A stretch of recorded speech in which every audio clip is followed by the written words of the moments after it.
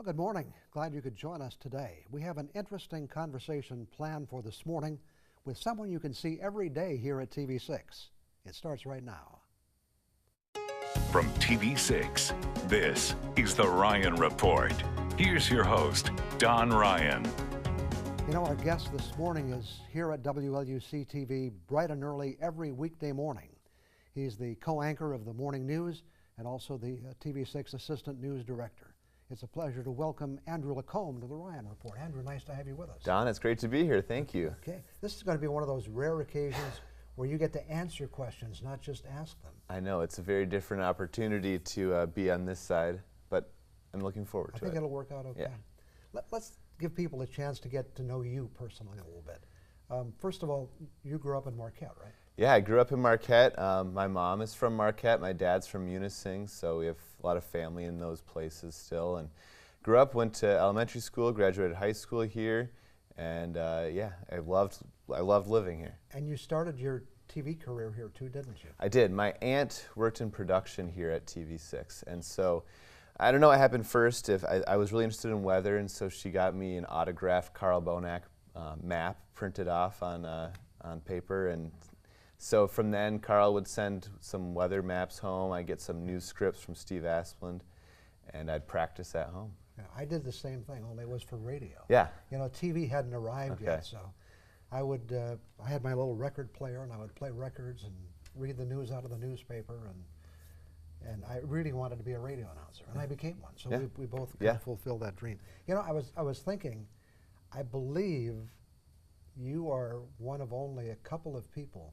who actually grew up in Marquette, who made a career out of being on the air on television. The only other person I can think of is George Graffis, who went to Green Bay. Yeah. But maybe I'm missing somebody, but we'll find out.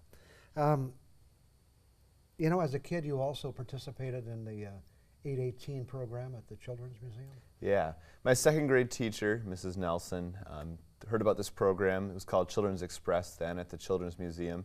And so she encouraged me to get involved, and so I joined when I was 8 years old, and we started, you know, we'd write stories that'd be in the Marquette Monthly and the Mining Journal and be on the radio, and that really fulfilled my passion for writing and journalism. Okay, so that was kind of part of your start. Yeah. You know, and you've remained active in the Children's Museum. You're serving on their board of directors. Yeah, it's a place I want to stay involved with as long as I can because it gave me so much growing up, a lot of opportunities, traveling and, you know, meeting great people and being around, you know, great adult mentors and older kids who are mentors to me too. And so it's a great way to give back. It is a great place. So you had this interest in television early on, being a weatherman. Mm-hmm. But when you went off to college, did you have some different career ideas? Yeah, right in the middle of my senior year of high school, I was playing in an orchestra concert with the Marquette Symphony, and I was on stage, and I was like, you know what? Maybe I should give this a try for a career. You know, study it in school. I can always go back to TV or weather or whatever I want to do, but if I want to do music, now is the time to do it.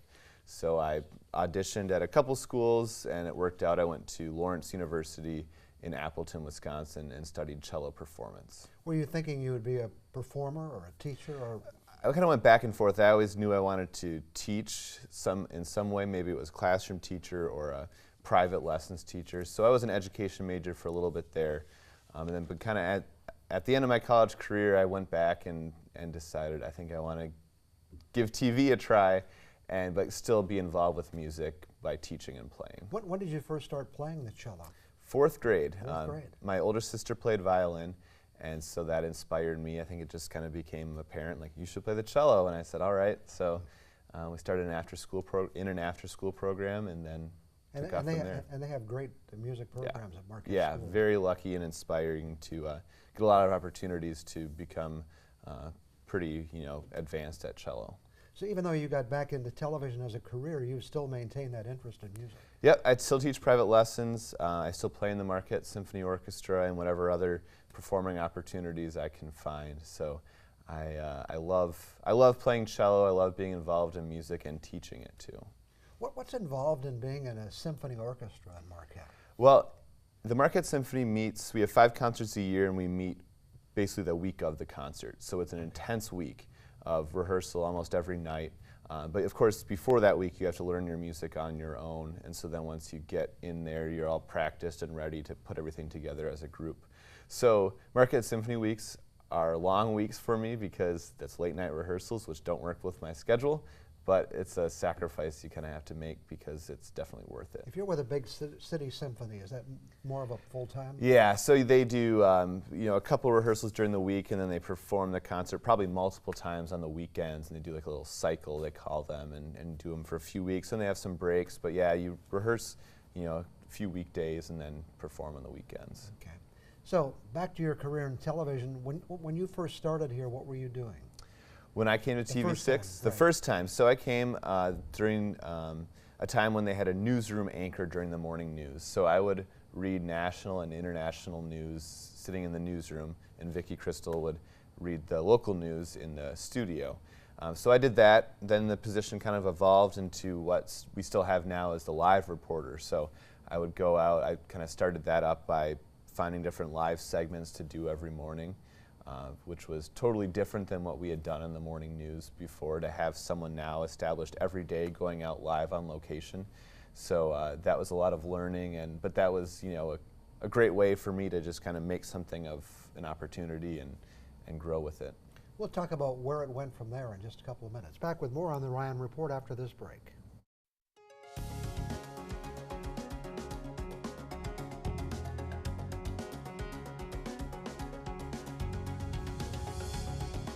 And our guest this morning again is Andrew LaCombe, the co-host of the Morning News here on TV6. We were talking about your career in television and how you started here in about 2012, I think it was. Yep. Okay. So after a short time, you, like many of the young reporters here, decided there might be some greener pastures elsewhere. Thought I knew it all. Okay. And you went to Green Bay. Yes, I went to Green Bay, which worked out because I'd gone to college in Appleton, and obviously growing up here, went to Green Bay all the time. A Packers fan, so Green Bay just kind of called me, and I just felt drawn there, I guess, and it worked out.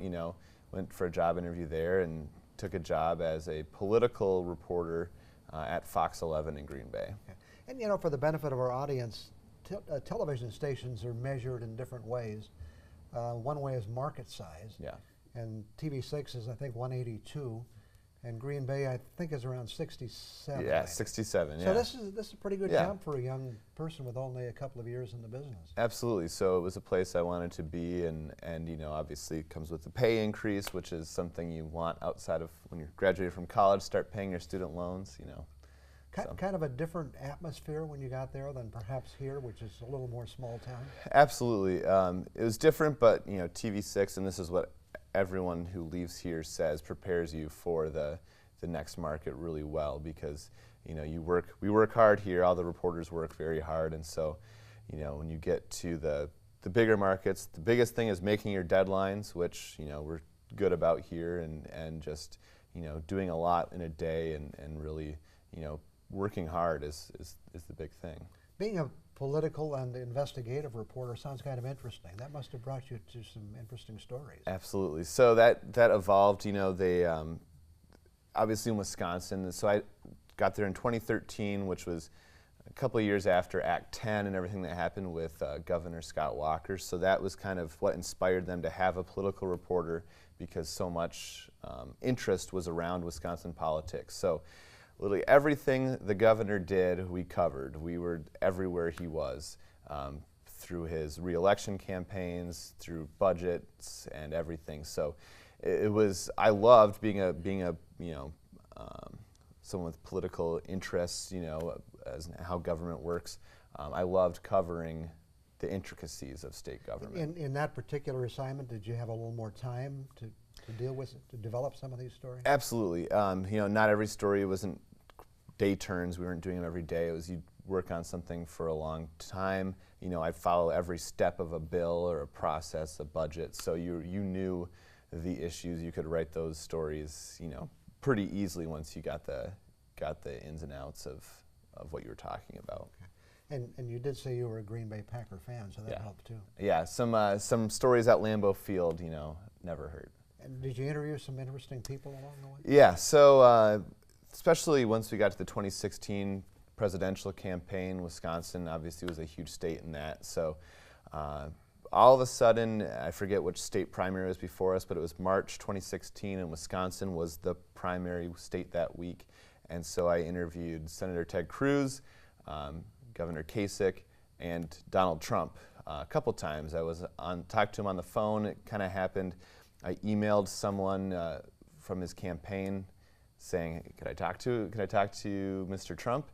And like, "Yeah, he'll give you a call in 10 minutes." And he gave me a call in 10 minutes, called the newsroom, quickly went to the sound booth to record it, and that just that started a crazy week for me. You eventually decided to come back to Yeah. Marquette, and we welcome you back, of course. But not many reporters do that. What brought you back? Well, a few things. Obviously, first of all, this place is somewhere I want to work, and I loved the station in Green Bay, and I saw a chance to come back to TV6 and be a leader, and that's what I wanted to contribute and help other reporters in their careers. And so I knew this was a place that I could do the news for people I care about as well. I think that makes a huge difference instead of working in a community that you're not really a part of as much. So I wanted to contribute to the Marquette community. I love the outdoors, so being here, I was come home like almost every weekend as it was. So being here to ski on the weekends and during the week and be outside and go to friends' weddings and summer camps and all those kind of things that I would have to travel back for. Well, I lived here now to do it. Okay. Then of course my family too, being here, being with my mom and my brother who still live in Marquette is huge. Okay. You also got to work again with Vicki Crystal. Yeah.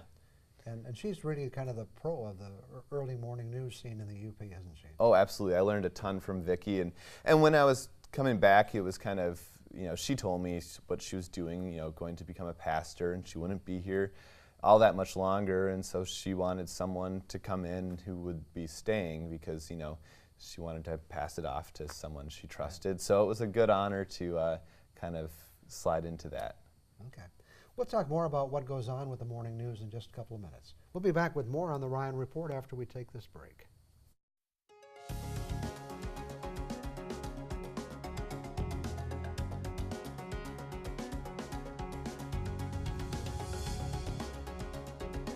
Once again this morning we're talking with Andrew Lacombe, the co-host of the Morning News here on TV6, talking about your career, giving people some background on just how you got here. So you came back to TV6, and once again, you're back involved with the morning news. And Vicki, as we were talking about, Vicki Crystal was here for a time, but now there have been some changes. Vicki's off on her new career as a pastor. But interestingly, it really is a team effort, first of all, isn't it? That's for sure. We have a team. It's a small team, but everyone plays a huge role. So we have myself and Sarah Blakely, who I co-anchor with, and then meteorologist Jennifer Perez, Paige, who's our reporter, then we have our videographer Cole, and Ben, our producer, and along with a couple of directors. That's basically it. Yeah, people may not know that, but it takes 7 or 8 people every morning to make that work. Yeah, we walk in, it's quiet, because we're all just concentrating on our stuff, and but yeah, it's a small team, but hopefully it looks like there's more people involved. What time do you get to work in the morning? I get here at 3 o'clock. 3 o'clock in the morning. Which is kind of late compared to the other people. So, okay. Yeah. And for a young man who's busy and about town kind of guy, how do you make those hours work? Well, I leave here at noon every day, and I nap pretty much every day in the afternoon, which I actually look forward to my 2-hour nap, Okay. do that. Then I wake back up and kind of do part 2 of my day, which is a variety of meetings, cello lessons, working out at the Y, or doing some other stuff. Then that is a good time to get out and go out to eat, go to happy hour, those kind of things too. Okay. So. And again, back to the morning team, you have 2 additional people who were here before and came back. Yes, Sarah and Jennifer. Sarah and Jennifer. So that was, I think, very cool to have them join me. We reported all together here back like 2012, 2013. And so they all went to different stations, both of them, and decided to come back too. I think for similar reasons. They didn't grow up here, but they loved working here and living here and the people here. Give us an idea of what's going on in the middle of the night. If you come at 3 and the news comes on at 5, You obviously can't make too many phone calls at No, that time. no, we call people when we think something's going on. You know, we check in. We have routine calls that we make, but yeah, it's not like we're setting up stories. Sometimes it's frustrating. You're like, oh, we're not going to find out the answer to this question for another 4 hours. But you know, we know who's around at 4 in the morning. We know who we can call if we have to. But we do a lot, you know, a lot of writing, video editing, try and freshen things up from the night before. We write news stories that air just in the morning. So there's a lot. We just kind of, I'll get in and start typing and working, and you know. This has to be a real challenge for that reporter, in this case Paige, but there's been many in that position. Every day to come up with a place to be and someone willing to be with you at yes, that early hour in the morning. That definitely can be hard, but I think we've established it enough now that people know. You know, when we first tried to set things up, like, what are you talking about? Wake up at 5:15, be there at 5:15. But now people see it, I think, and they know what we're after, what we want from them. You know, how it can be a fun, informative segment with, you know, pretty good exposure. So I think, you know, the reporter's always done a good job of finding those segments that someone who's willing to be live on TV at 5:30. Real challenge. You also then were named earlier, well, late last year, as the assistant news director. What's involved in that position? So after the morning news is done, and then I kind of transitioned to that management, you know, overseeing what's going on in the newsroom as far as what stories we're covering that day, helping stories from the day before, how to follow up on them, working with reporters on how to improve, you know, their overall performance, you know, because there's a lot of, you know, when people come in, there's usually their first job reporting, of course, so, you know, looking for some critiques and feedback, and, you know, I try to help them become better reporters, and just kind of keep an eye on everything that's going on, and just, you know, manage things. It's all different things. You never know. I get to be witness to some of that because I'm usually in the newsroom in the morning. But, you know, it's got to be a challenge. You know, we put on, what, 4.5 hours of news a day if we include Fox UP. Yeah. And we cover such a big area. Yeah, it is hard. You know, we all, you know, most of us live Marquette, Ishpeming, Marquette County at least, so we know what's happening here, we think, but then, you know, you've got to develop those sources outside of your hometown to figure out what's going on, and you know, be on top of the entire UP, which I think we do a pretty good job of, but it is a huge area to cover, obviously, so that makes it challenging. And we have generally reporters in bureaus in 3 cities, but they're always in a state of flux, people coming and going. And oh yeah. Many of our reporters have to go on the road. Oh yeah, lots of driving time, and you know, and that's even makes it a struggle too to cover the news. You've got a great story in Ironwood, but that's a 3-hour drive one way, 3-hour drive back, you know, and to get the story on that night, you know, is even tough sometimes. We talked a little bit about other people who have done this. I think there's only one person I can recall who came from Marquette County and stayed at TV6 for his career. That would be Carl Pellenbach. Yeah. Any possibility that might happen with you? I think it's possible. You know, I love being back. I've been back here for 2 years now, which has flown by. Sometimes it feels like I'm just being welcomed back, but it's been a full 2 years and a great 2 years, so I'm here for a while. And a lot of the faces change in the newsroom, so that keeps it interesting. Yes, that's for sure. Okay. Well, thanks for coming in this morning and talking with us and giving people the chance to get to know you a little better. Absolutely. Thanks, Don. Okay. I'll be back with some other thoughts for you in just a couple of minutes.